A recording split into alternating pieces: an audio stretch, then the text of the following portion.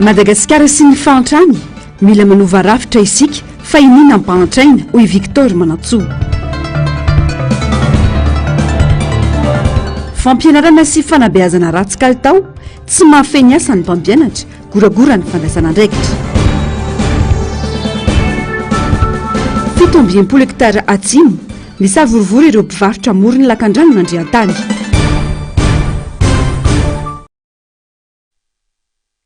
Manatra ny fiarabana tompoko lasy sy tompoko vavy tonga soa atao anatin'ny fotoanany fampalalam-baovao ny fahitalavitra MBS amin'izao ora izao.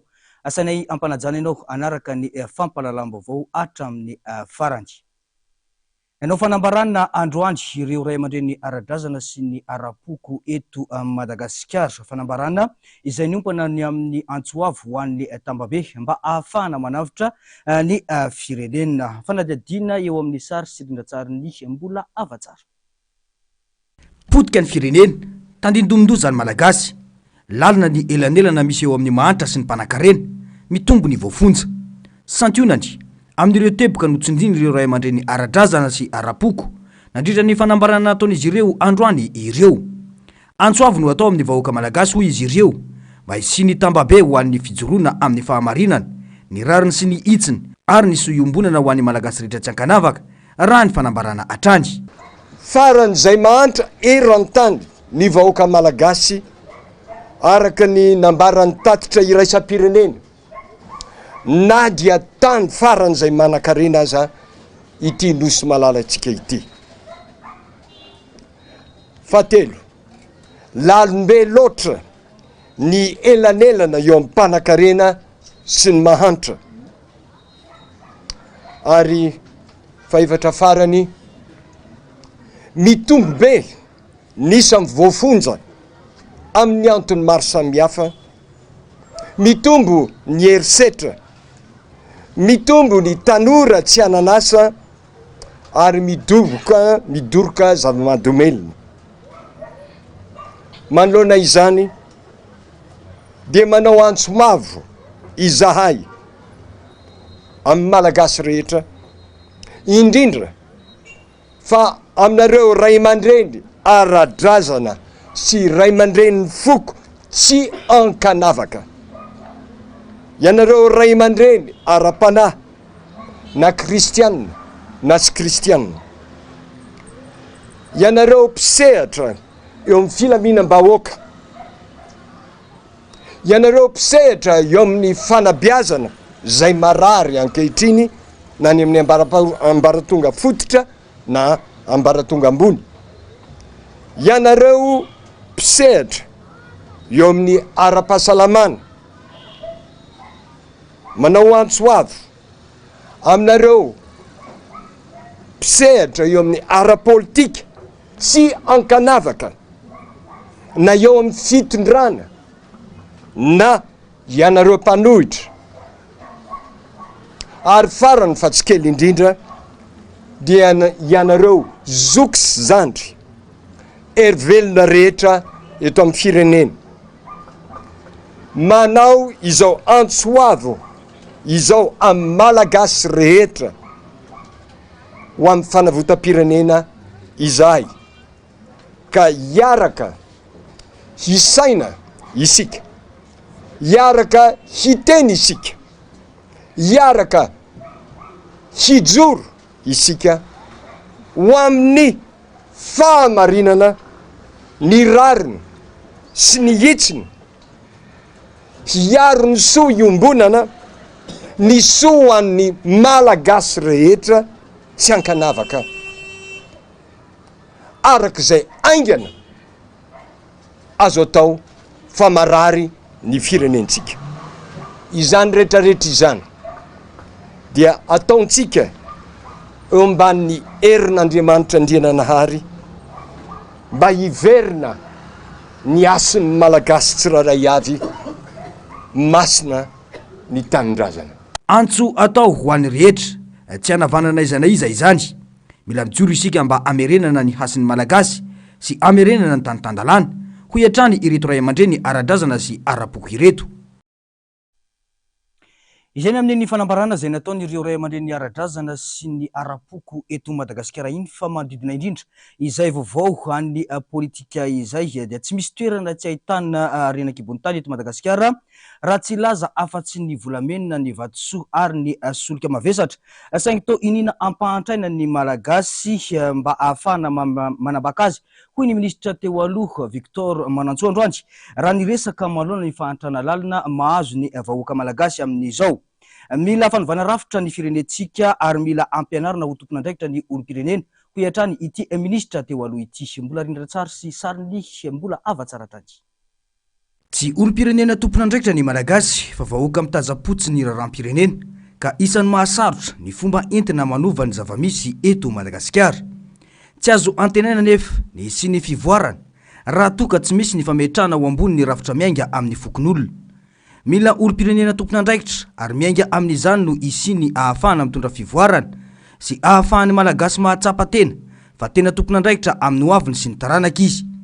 Fantatry ny mpitondra ankehitriny io lesoka amin'ny vahoaka malagasy io ka izay no asa in'izy ireo manamafy ny fizarazarana ny malagasy tsy ho tompon'andraikitra mba ahafahany fikitra mafy amin'ny sezany. Anika na mety na tsy mety ny ataon'ny mpitondra dia mitanatana vava ny malagasy manoloana ny zavamisy. Anisan'ny rafitra tena maika dia maika zao dia ny rafitra fokon'olona ao anatin'ny lalam-panorenana zavatra zay kanefa sy napetraka ary mazavozavo ka rehefa ny zavatra mazavozavo dia sisy mandateraka izy dia zao fasarana be dia be zao zany tsika tsy afaka mandray anjara zany ny vahoaka malagasy amin'ny fampandroana ny firenena ity.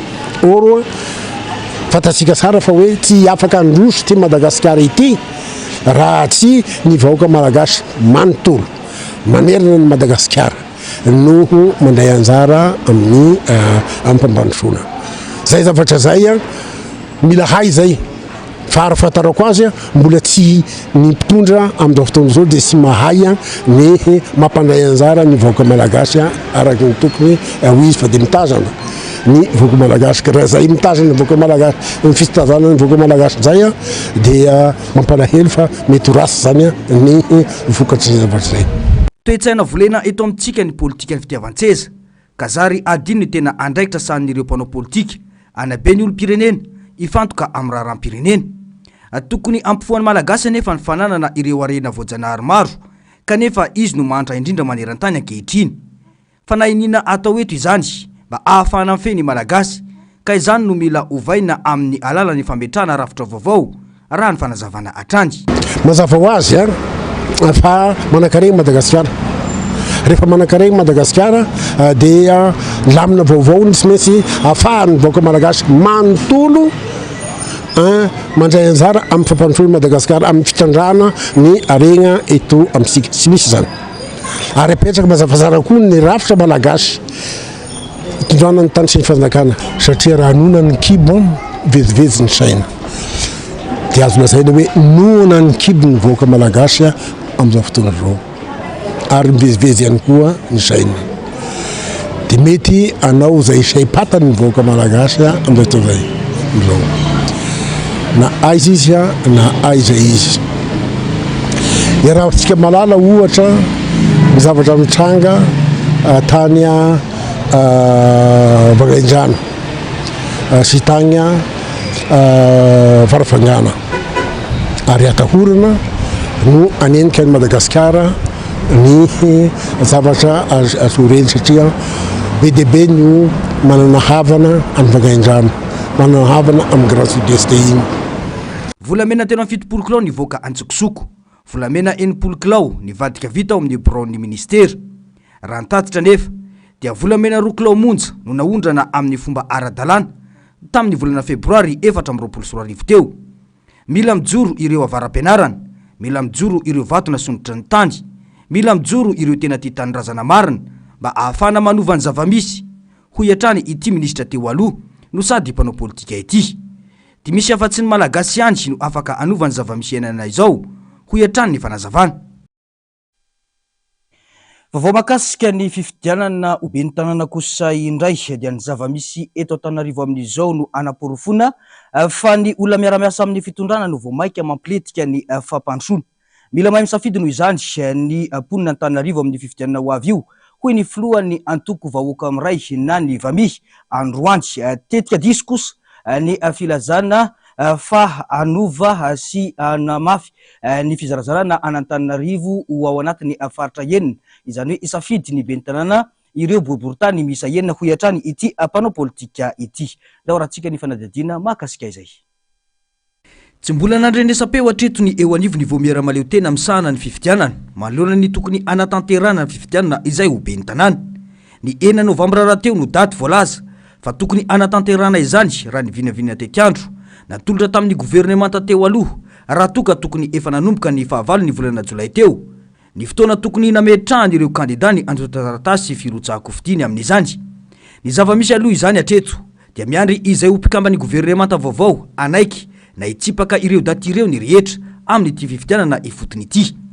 Etsy ankilan'izay anefa mandeha ny kajikajy politika samihafa avy amin'ireo mpitondra mba azahoana mahazo ny maro anisa ka ifehezana koa ny antenimiran-doolona ho an'ny fanjakana. Sokajiny ireo mpanao politika ao anatin'izany ny fikasana izara an'Antananarivo izany hoe samy ifidiny ben'ny tanàna ireo boriboritany enina eto Antananarivo. Paikady politika mety ho disony ny fanjakana raha izany saingy tokony ahamailo ny eo anivon'ny firaisankina izay efa nampiseho fa voafehiny Antananarivo. Tsy maintsy isy manko ny anterisetra ampandanina indray ny kandida-panjakana amin'ireo hoy hatrany ny fanehoan-kevitra. Politika ary tena politika ny olona tsy nianatra, olona tsy nahita fianarana. Hoe zaraina enina Antananarivo zany hoe zany fako olona ray ara teo fako tena tsy voahodina Antananarivo maika olona enina indray zany dia fitao fois 6 zay zany ny fako iandro rehetra. Tsy ho vitan'ireo olona mihitsy ny anary fako zany satria tia men'ny fanjakana misy vola manokana ho an'le tanàna n'Antananarivo dia teo ary izy vola mitambatra tsy vitanao ny nanadio n'Antananarivo kofa maika fa vola sarasarahana ho vitanao mitantana ny fako amin'izany fotoana zany. Taloha taty aminay taty voaina ny varavarankely tena tsara be ny rivotra. Zao voaina ny varavarankely fofo pako may fako may no iainanao eto. Fako firy zany ny iainan'ny olona rehetrarehetra raha zaraina enina ty Antananarivo ty satria tsy alaiky mihitsy akory anosopatrana hoe ho alefanao amin'ny fako n'Antananarivo alefaso any aminareo any any amin'ny misy anareo any amin'ny firy indray fiantsona anazy amin'izany fotoana zany fa tsy arrondissement ntsony tsy alatsy arrondissement ntsony inga Antananarivo amin'izany fotoana zany raha ohatra ka tena zarainao e. Fifidianana ben'ny tanàna inga tokony talohan'ny fifidianana législative zay ny tena tokony ho izy zay ny tena tokony ho izy zay fa tsy natao tika zany efa manomboka efa tsy tian'le fanjakana ntsony le fifidianana mera zany zao fotoana zao. Fa le mera tena tokony ho izy tokony olona mendrika zany aloha zay aloha nitondrantsika azy olona mendrika olona toaninona moa zany hoe olona mendrika hitondra n'Antananarivo zany olona mahatsapa ny fahorin'ny vahoaka ohatra ny filoham-pirenena any io mahatsapa fahorin'ny vahoaka ny mera fidinao mahatsapa fahorin'ny vahoaka tsikan'izany eto Madagasikara iga tsisy mahatsapa zany fahorin'ny vahoaka zany vahoaka ihany ga mahatsiaro fahorin'ny mpitantana fa ny mpitantana tsy malala fahorim-bahoaka zay zavatra tena mifamatika be mihitsy le zavatra satria fako tsy voaroka manamaimbo tanàna rano sy jiro tsy misy lalana tapitra potika fikorontanany tanàna ny tsy fandriam-pahalemana manginy fotsiny ireo no iainana eto an-drenivohitra ka mila tonga saina ny vahoaka malagasy indrindra fanomponina eto Antananarivo renivohitra malola ny fahampitehan'ny tanàna ho hiatrany ny fanazavana. Ny tena olana dia tsy mahafantatra intsony ny zony ny malagasy ka zary mora ambakaina amin'ny zavatra bitika toy ny kitolototra ka roboka ho potika lavitra noho ny efa misy izao Antananarivo raha toka mbola olona miaraka amin'ny fitondrana izay efa hita tsy mijery ny tombontsoa sy ny mahasoan'ny vahoaka hatramin'izay no hitantany eo. Mila miady mafy ihany koa ny fanoherana hoy izy fa tsy tokony amelan'ny tanàna oto izao ho hiatrany ny fanazavana. Tontolon'ny fanabeazana kosa indray betsaka amin'ny miankina amin'ny fananan'ny fanjakana mpampianatra matianina sy tsara ofana no afahana manatsara ny fanabeazana eto amintsika amin'izao anefa mbola sokajina ho faralanasa ny asa mampampianatra ka isan'ny antony mampiraviravin-tanana azy ireo. Ankoatra izay dia ny tsy fahafehezan'ny mpampianatra ny asany sy ny tsy fananana olona iray akory ny toetra sy ny fahaiza-manao amin'ny mampampianatra azy ka isan'ny mampitsotsorika ny tontolo ny fanabeazana eto amintsika izay. Fanadiadiny Ando Miaratina eo amin'ny sary silindratsariny Mathieu Princy. Potika tanteraka ka mila fanarenana goavana ny fampianarana sy ny fanabeazana eto Madagasikara. Enatra ho an'ny firenena ripozina ho anjaza malagasy ny tsy fananany mpampianatra iray akory ny fahaiza-manao enti mampianatra. Mampiorikotitra ny zava-misy sy ny taremarika momba ny tontolo ny fampianarana eto Madagasikara. Telo isanjaton'ny mpampianatra ihany no mahafeny asany, miampy ny hoe badony malagasy satria amin'ny niveau T3 ny fahaizan'ny malagasy. Tany amin'ny taona 2024 efa nisy ihany koa ny filazana fa amin'ny sekoly fanabeazana fototra malagasy 13 isanjaton'ny mpampianatra ihany no mahay matematika ary 10 isanjato ihany no mahay teny frantsay. Ny politika ny fanabeazana mihitsy no tsy misy ny fanazavana ka an-trano an-trano no betsaka amin'ny fampidirana mpampianatra FRAM. Nanao politika an'ilay politika na FRAM ny fanjakana. Le politika na FRAM ny zanaka nabavy sy izy olona tsy nahita ninina akory na fampiofanana ninina zao miazakazaka amin'izany dia izay zavatra zay no tenena hoe maninona tsika nanao zavatra zany dia averina tsy le fahantrana fotsiny fa le toe-tsaina mihitsy hoe tsy mahita asany amin'izay tany aleny ihany ny zaza amin'izao fotoana zao mandeha mampianatra izy ny farany. Dia manahoana zany zao mikalitao? Tsy misy ny sivana amin'ny fampidirana mpampianatra. Olona tsy vonona no omena fiofanana ka tsy magaga raha izao ny zava-misy. Eraka mazao tontolo zao dia misy ny toy hoe conférence intergouvernementale. Ao anatin'io zany miresaka hoe ohatra zao nitondrana fanabeazana eto zao tontolo zao. Ohatra tsika zao nanao le PSE, tsy tsika neny ny azakazaka amin'ireny. Dia eo zany raha iteny hoe conférence internationale 6 octobre 1966 dia nametra ny momba ny toy hoe carrière d'un enseignant. Io carrière d'un enseignant io tadidio tsara misy digana roa. Ny voalohany homanina le olona dia ho mpampianatra. Ianao zany teneniko hoe ohatra zao zany antony hoe mampianatra, zao ny antony hoe sekoly sisisy. Rehefa heninao daholo izy rehetrarehetra, zay amin'izay anao vao manatrika fiovanana. Fa ny tsika zany fiofanana nalefa aloha, le olona tsy vonona ny anao le fampianarana akory dia any le zavatra mipetraka. Ankoatra ny fahaiza-manao, zavatra roa no mila voafesy an'ny olona iray sehatra amin'ny fanabeazana sy fampianarana. Ny psikolojia dia fanadihadiana ny toe-javatra mitranga. Fa le mpampianatra zany tonga dia manenjika ny orana, manenjika fotoana fotsiny. Fa ao anatin'le psikolojia zany ohatra hoe zanaka eny ambodin'ny sotry tsy mitovy amin'ny zanaka ny olona eny an-dohalo. Dia ny mpampianatra zany tokony hafantatra an'izany zavatra zany. Dia malala izy hoe raha mampianatra etra amin'ny na ny akanjoko azy ohatr'izao, ny zavatra ataoko azy ohatr'izao. Raha mampianatra eny ambodin'ny sotro ny akanjoko ohatr'izao. Zay zany, zay psikolojia zay ngeza be. Ary rehefa mahavita psikolojia zay vao manao pédagogie. Fa ny antsika indray ny ombinay laloha sarety tonga dia pédagogie no atao. Dia inona ataon'le olona mpanao préparation fotsiny izy. Diso be mihitsy zany. Fa ny fampianarana zany miainga psikolojia aloha manao pédagogie. Dia ny zany mpampianatra rehetra izay mpampianatra tokony hijeren'izay aloha. Dia manontany farafaratiny ohatra ny ahoana moa zany psikolojia zany tsy mila makeny akato, tsy mila mamonjy université fa fiainanao andavanandro zao zavatra. Tsy takona fenina fa lasa fitadiavam-bola ny fampianarana eto amintsika ho ihany fanazavana. Satria manokatra sekoly izay te hanokatra, maivana na tsy misy anefa ny fanaramaso ireo mpampianatra. Maneho ny zava-misy fa tsy lana mpamihany mpitondra ny fampianarana eto Madagasikara, fa na inina abadona ny taranaka sy ny zaza malagasy. Mila fanarenana aingana ny fanabeazana, tsy vita ny fananganana fototra fitrasa manara-penitra fa mila paikady mazava mifanaraka amin'ny zava-misy ho ihany ny fanazavana. Vaovao avy eny anivo ny anjerimanontolo eny Ankatso kosa indray dia ratsy ny fototra fitrasa no mbola maloto ihany koa amin'izao fotoana izao. Tsy ampy ny mpanadio raha ny fanamafisana nataony teo anivon'ny Croix ka tsy zarizary izay fanadiovana izay. tsy maintsy ahetsika ampandraisana anjara noho izany ny mpianatra ka andray an-tanana ny fanadiovana amin'ny alalan'ny tetikasa campus 3e mirahina milamina madio.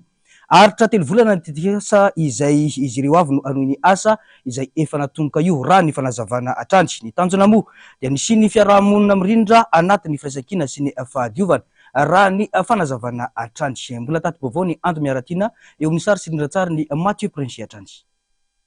Tsy manaraka ny fenitra intsony ny tranon'ny mpianatra eny Ankatso kanefa isan'ireo fototra-pitrasa mandray mpianatra betsaka indrindra. Evantotra ny trano no mbola maloto ihany koa. Tsy maintsy ampandraisana ndraikitra araka izany ny mpianatra ka namolavolana ny tetikasa 3e tanterahiny ny firaisamonim-pirenena mandritra ny 3 volana ety Ankatso. Omena fitaovana ny mpianatra ka afaka mandray anjara amin'ny asa fanadiovana ao anaty trano sy ny manodidina. Tafiditra anatin'ny tetikasa ihany koa ny fampionana mivantana ireo mpianatra amin'ny tompona ndraikitra mivantana afaka maniola mpianatra amin'ny ankabeny sy ny fampandehanana ny fianarana. Raha malala aloha zany rehefa nanao tady leo zahay président namana vitsivitsy dia tsy fahampiny mpiasa aloha mpiasa-panadio zany tsy fahampiny fitaovana ihany koa dia lasa miravoravo tanana ny akamaroan'ireo mpianatra namana zany amin'izay zavatra izay. Izay zany anisan'ny soranan'ireo firaisamonim-pirenena moa zany nanome tosika mba ahafahana manetsika an'izay tanora izay amin'ny resaka organisation collective dia famparaisanana ndraikitra ihany koa zany amin'ny resaka fanadiovana ny manodidina azy satria mpianatra tsy tokony mpianatra ny ambaratonga ambony ny resahany tsy tokony anatina loto zany. Anatin'izay ihany koa zany anatin'ny tetikasa ity dia misy fifanakalozana eo amin'izay samy tarika mpianatra ety amin'ny campus eo amin'ny tarika mpianatra sy ny tompona ndraikitra mba ahafahana mijery vahoanana maharitra ihany koa. Isika goavana ety amin'ny trano mandray mpianatra ety amin'ny université ny tsy fampiny ireo mpiasa-panadio izay sahan'ny Croix. Nanamafy izany izy ireo androany satria tsy misy afa-tsy mpiasa 200 mahery kely no misahana ny asa fanadiovana manerana ny campus rehetra raha 500 izany tany aloha. Zava-dehibe araka izany isina tetikasa tahaka izao izy trano ny mpianatra ny zony efa amin'izay ny fampirarana amin'ny fampidirana mpiasa hoy ny fanazavana. Raha nandeha tany amin'ny 500 tany ny mpiasa-panadio tety amin'ny Croix teo aloha teo, izany hoe tany amin'ny taona 17 tany dia amintsika amin'ny teny izao raha misy angambany mpiasa ny Croix raha tambatra amin'izao 13 izany hoe tena visy dia visy koa kanefa ny Croix dia misahana cité universitaire anankifito hatrany Vontovorona io dia ao anatin'izay ny cité Ankatso, Ambohipo, Ambolokandro na Ambatomaro sahan'ireo olona 200 ireo. Dia tena hita tokoa aloha tsy maharaka amin'ny resaka fanadiovana ety ka izay ny tena mazava-dehibe an'ilay fampandraisana andraikitra ny mpianatra mipetraka ety amin'ny cité universitaire amin'izay resaka fanadiovana izay. Ny anaty loto ny mpianatra izy ireo ihany no mifandamina amin'ny fanadiovana trano. Maniraka izany izy ireo ny toy izany tetikasa tahaka izao tsy tara ny fahavoazan'ny mpianatra izay efa sasatry ny miaina miaraka amin'ny voalavo sy ny kongony. Ianareo ny anaty voalavo zahay miara-monina mpianatra kongona dia zava-dehibe amin'ny mpianatra zany fisin'le zavatra ny tena marina fa le mpianatra zany na teanao miravoravo tanana izy amin'ny matériel dia sy hita hoe aiza satria ny position matériel aty dia manao taratasy agny amin'ny Croix zay vao mahazo dia ora nefa ny mpangataka koa besaky dia miankina amin'izay rehetrarehetra zay zany hoe ny fahafahana raha fa sy mahazo zany dia sy manao dia misy koa moa ny lamina anatin'ny bloc dia sirairay dia samy manao anazy mindrana zay mindrana. Izy zany manova tena manova zavatra besaka fa ny angatanay moa zany hoe le izy 3 volana zay somary mampalahelo kely anazy dia ahoana ny fitohizana zay zany zay angatana hoe aiza ny fitohizana zay 3 volana zay. Anisan'ireo olana goavana ety amin'ny trano mpianatra Ankatso ny olan'ny famatsiana rano sy ny herinaratra. Tafiditra ho isan'ireo vaindohan-dray rano ity tetikasa ety ihany koa ny fitadiavana vahaolana ao amin'izany hoy ny tompona andraikitra. Tontolon'ny fahasalamana kosa indray mila amafisina ny fanaovam-bakisiny ny zaza isoroana ireo aretina mety hitarika ny tsy fahasalamana. Ny vaksiny ihany no fanafody mahomby indrindra amin'ny isoroana ireo aretina izay tsy ahitana fanafody toy ny lefakozatra izay mpahazo ny zaza malagasy. Fanadidina. Ambony ny tany tsy fanaovam-bakisiny eto Madagasikara. Tafiditra ho isan'ireo firenena afrikanina 10 manana zaza 0 dose be indrindra i Madagasikara raha ny tatitry ny UNICEF. Manodidina ny iray tapitrisa eo ny zaza malagasy mbola tsy nahazo vaksiny na iray aza. Teo nelanelany taona 2012 hatramin'ny mars 2022 dia amin'ny roa hetsy sy iray tapitrisa mahery kely ny izany zaza tsy nisikitra vaksiny mihitsy teto Madagasikara. Anisany miantoka ny fahasalaman'ny zaza ny vaksiny, miaro azy amin'ny arety mifindra toy ny kitrotro sy ny lefakozatra. Maro ireo ray aman-dreny no resy lahatra amin'ny fanaovam-vaksiny zaza voateraka, isorohana ireo rety mandoza mety azon'ny zaza. Anazy vita vaksiny hatramin'ny farany daholo dia misy rappel le taona sy 3 volana dia manao dia misy indray zao le mandehandeha reny dia ataoko foana. Dia rehefa vita vaksiny izy zany na manavy ary izy tsy dia marary be intsony satria efa misy fiarovana. Zeny kitrotro zao dia efa voary raha manao vaksiny ianao, ny nendram-boalavo, ny polio, ny dina amin'ny lefakozatra zany. Efa navita vaksiny zaza dia fa ilaina aloha le vaksiny, tena ilaina mihitsy amin'ny resaka fahasalamana sy ny le vaksiny zany ohatra ny hoe mafia ny aretina rehetrarehetra. Fa misy ny ray aman-dreny ohatra mbola tsy dia makasitsaka indraindray, io koa samy manana fifandraisana an'ilay vaksiny anazy. Ohatra izany anahy misy ny kitrotro ny tena namelaka izy betsaka misy ny maty. Fa vita vaksiny tsy maninona intsony. Voateraka dia atao vaksiny. BCG voalohany. Vaksiny enina ny anana atao vaksiny. Le misy le vaksiny eo anelanela zay mbola misy. Salama tsara rehefa atao vaksiny zaza. Eny ny lefakozatra afaka vaksiny. Isan'ireo aretina mpahazon'ny zaza ny kitrotro sy ny lefakozatra. Mbola tsy ahitana fanafody-tsaboana sy hanasitrana azy ny lefakozatra raha ny fanadihadiana samihafa. Ny fanaovana vaksiny ihany no fanefitra lehibe afaka isorohana sy adiana amin'ity aretina ity izay mety hitarika amin'ny fahalemen'ny ratsambatana. Tranga izay ampirisihana ny ray aman-dreny hanantona tobim-pahasalamana hanao vaksiny zaza. Raha ny eto Madagasikara manokana, misy ireo fanentanana maro isan-karazany androsihana ireo ray aman-dreny hanao vaksiny zanany ho fiarovana azy ireo amin'ny lefakozatra. Misy telo ny vaksiny polio izay kendrena tsy maintsy ho vita mba ho voary tanteraka ny zaza, eo ny polio 1, polio 2 sy ny polio 3. Mamiampona ny fanaovana vaksiny eny amin'ny tobim-pahasalamana rehetra manerana ny nosy.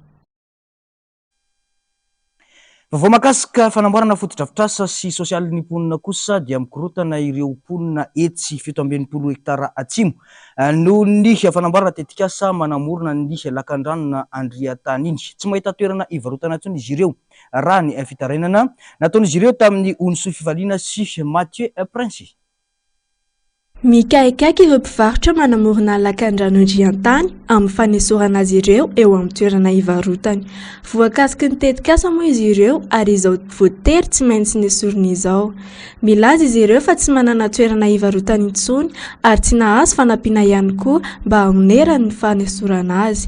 Misy ireo mpivarotra no efa nahafantatra mialohan'ny fisian'ny tetikasa, saingy misy koa anefa ireo tsy nahalala na inona na inona.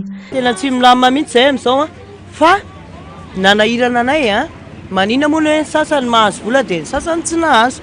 Ohatra anay zao zay tsy nahazo dia nefa samy miara-miala daholo ihany fa maninona inona ny dikan'izany risoriso be sa hoe tsy haiko tsy fantako. Nahazo vola tany tsy haiko fa fenina anay le izy fa zay maheno fotsiny nahazo zareo niafina le izy.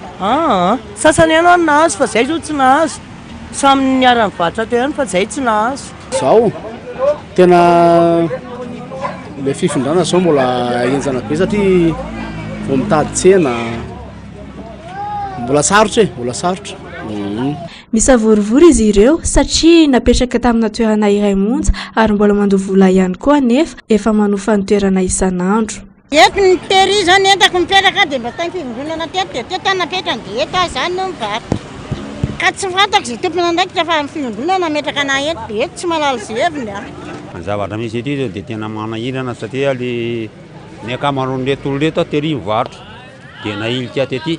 Dia rehefa nahilika tety indray dia nefa mandoto ike dia avy eo indray efa rahona fivondronana indray amin'izao hoe asonona amin'ny latsina iny dia mba aiza amin'izany nefa izy tsy misy hoe tetikasa hoe le olona hoe arina rô hialy eto dia afinjary fa le olona fotsiny zany no mitady an'le hoe dia misy tafy fiken'le olona dia iny izy mba miafy mitady an'le fivelomany satria olona velona isan'andro le olona ty fa tsy hoe mpiasa vandrakana hoe mandray isam-bolana fa mitady isan'andro.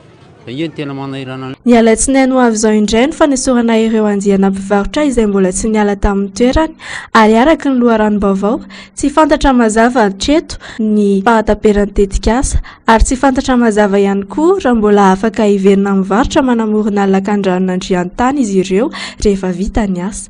Raha ny fantatra ihany koa manko dia saika mpivarotra tsy ara-dalàna ny akamaroan izy ireo.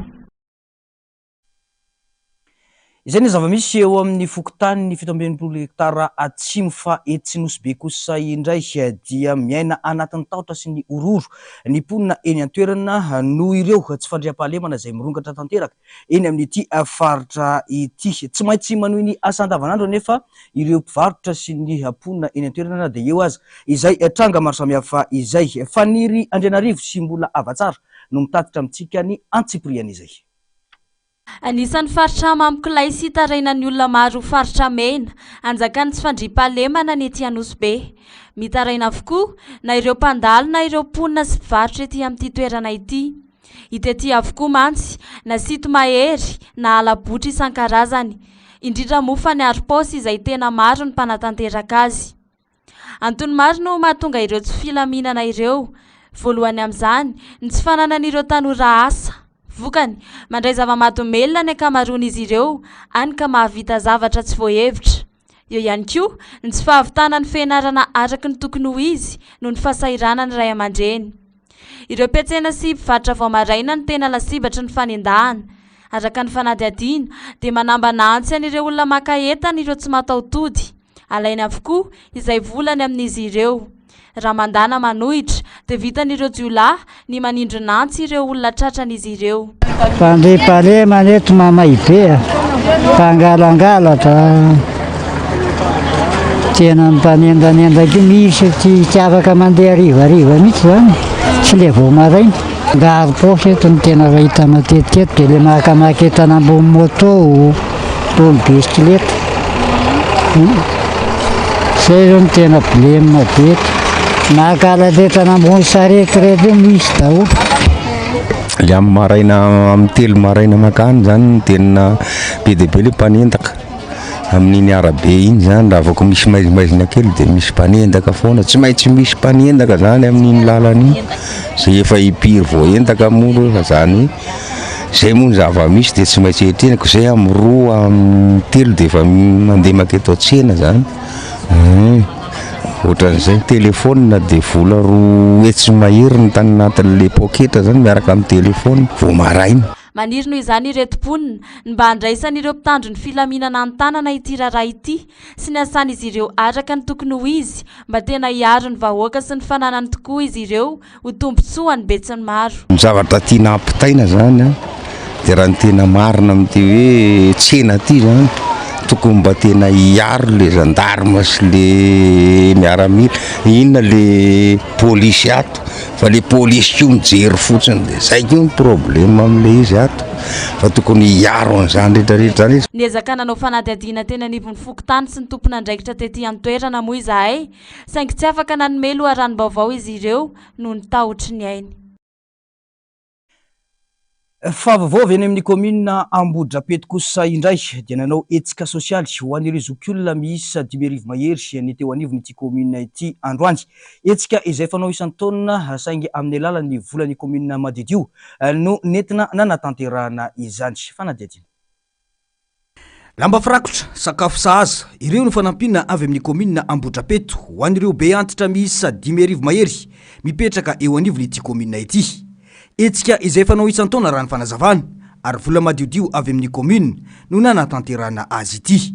Toy ny fataona isan-taona dia ity taona ity no tena niavaka satria izay dia tsy mitsahatra matsiaro ireo be antitra isaky ny volana jolay na ny volana jiona, ary matsiaro ireo ankizy madinika ihany koa isaky ny volana desambra, ary ho an'ny mpanao fanatanjahantena dia ny volana jiona ihany koa.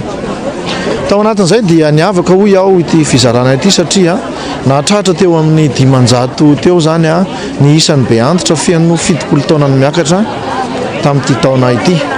Dia nozaraina izy ireo izay mba vita ny commune ambanivohitra Ambohidrapeto toy ny lamba firakotra na bodofotsy. Teo ihany koa ireo sakafo izay sahaza ho an'ity tapany maraina ity. Fa dia izany no isaoranay lehibe ao an'Andriamanitra satria mamaly vavaka tokoa izy satria izay ihany koa dia afaka nanome fitiavana ho an'ireo ray aman-dreny malalanay ireo. Ankoatra izay dia nitondra fanazavana mahakasika ny olan'ny rano ienan'ny mponina eny amin'ity commune ity ihany koa ny ben'ny tanàna no mafisiny fa vahaolana vonjy tavanandro no noraisiny commune saingy vaolana maritra andalam-panatanterana ny fametrahana loharano ahafan'ireo mponina misitraka rano fisotro madio rano fanazavana amin'izao fotoana izao. Ny amin'ny sininy tetikasa Warrior Free zay ho apetraka ety amin'ny commune ambanivohitra Ambohidrapeto no isan'io sinibendrano io ary arahana amin'ny Banque Mondiale ny famatsiana azy ka dia izany no efa andrandraina sady. Na izany aza nefa dia mitondra vahaolana ihany izahay teto amin'ny commune ny amin'ny amatsiana andreo rano amin'ny alalan'ny fitaterana. Teo ihany koa ny forage miisa anankiroa izay eo Tsahamasinina sy ny eny Merimandroso izay efa mandeha amin'izao fotoana izao. Saingy ny eny Merimandroso kosa aloha mbola tsy afaka mandeha satria efa tapaka ny jiro mampandeha azy io izay efa notapahana teto anivon'ny commune ary efa tokony hiverina fa miandry ny teknisian'ny jirama izay ny amin'ny famerenana azy. Na zany aza nefa tsy ho diso anjara ny eny amin'ny Fokotany Ambohidrapeto, Fokotany Antanety be sy ny Avaratsehana satria ny commune ihany koa dia manana tetikasa ny amin'ny ampitomboana an'ireo forage ireo na ny amin'ny volan'ny commune manokana izany. Ankoatran'ny fako dia eo ihany koa ny jiro manazava ny tanàna. Izany natao mba hiadiana amin'ny tsy fandriam-pahalemana eny an-toerana raha ny fanazavany be ny tanàna hatrany. Efa tafapetraka avokoa ireo andron-jiro rehetra ary tokony ho vita ny fampiakaran'io tension io sy ny fampielezana n'izany jiro izany tamin'ny volana juin teo raha araka ny fifanarahana natao.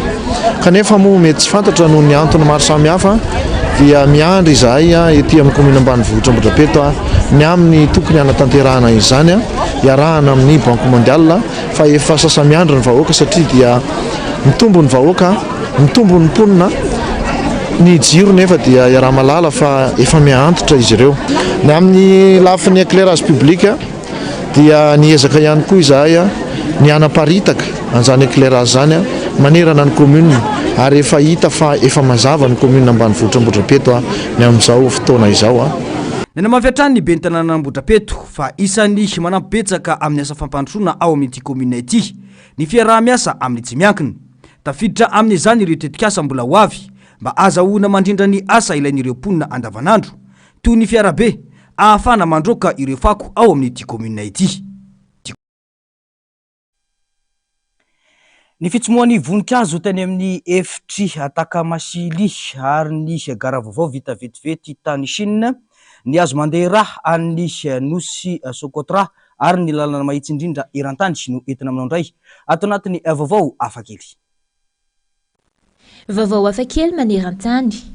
Fitsomoana voninkazo tany amin'ny efitry Atakamasily. Nahitana karazam-boninkazo miloko volomparasy sy fotsy nitsiry tany amin'ny tany efitry Atakamasily izay isan'ny iray amin'ireo toerana maina indrindra eto an-tany noho ny rotsakorana tsy fahita firy ihany.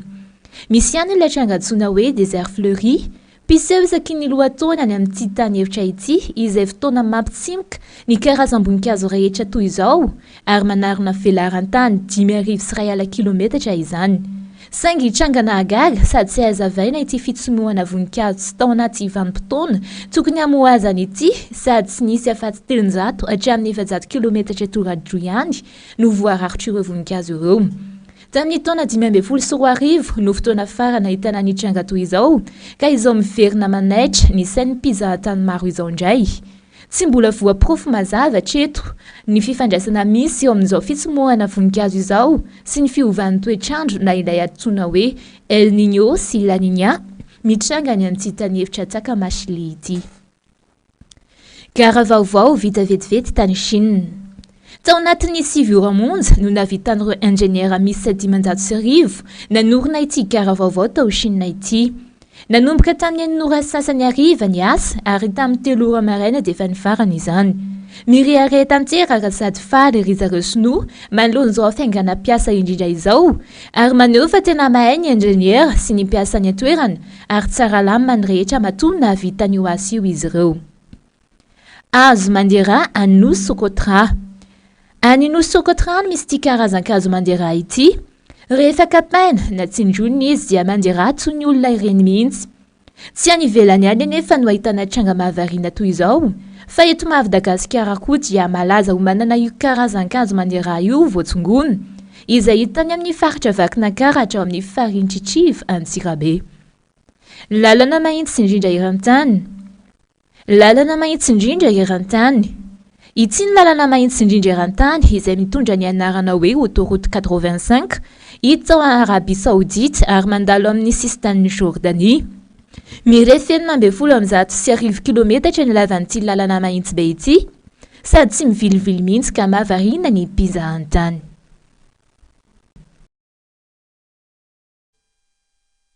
Eo amin'ny maresaka iraisam-pirenena kosa mamelo mafy ao Eropa ny onjany hafanana mahery izay mahatratra hatrany amin'ny 20 degré Celsius amin'izao fotoana izao.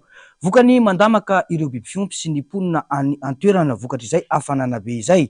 Voaterina katona ihany koa ny toerana arkeolojika maromaro any Grèce raha ny tati-baovao sy ny loharanom-baovao hatrany. Ankoatra izay dia isan'ny voakasika ity hafanana ity ihany koa ny any Italia. Dao rahantsika ny fanadihadiana.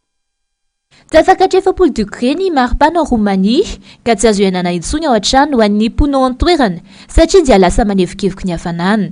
Vokatr'izay tapaka ny jiro ao an-toerana satria samy mampiasa fitaovana mampangatsiaka ny rivotra avokoa na ventilateur ny izy atokantrano entina hidiana amin'ny hafanambe ka tsy maharaka izany intsony ny herinaratra. Nilaza nefa ny manam-pahefana ao an-toerana manoloana ny zava-misy fa tsy misy vahaolana azo entina amin'izao tranga izao fa tsy maintsy niandry ny faranan'ity hafanana mamely ity ny rehetra. Any Grèce koa, vokatra izay hafanana migaingain'izay ihany dia maro ireo toerana arkeolojika tsy maintsy nakatona ka anisan'izany ny Acropole.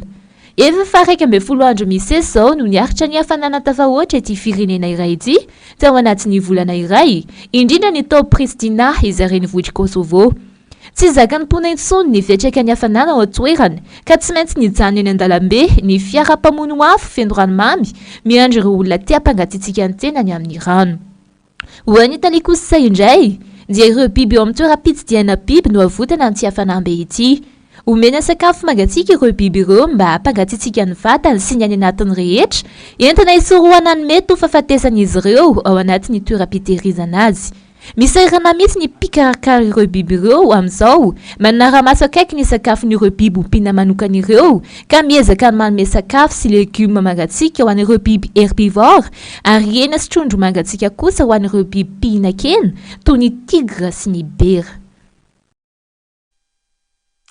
Tapitra ny fampahalalam-bavontsika tompo kilasy tompoky vavy mankasitraka anao nanaraka izany hatramin'ny farany isorana teknisiana nandrindra ny sary sy ny feo tany amintsika tsiraray avy tany ny sampana fampahalalam-bavao no manetraka ny soavatsara fa ny fandarana kosa mbola mitohy eto amin'ny fahitalavitra MBS.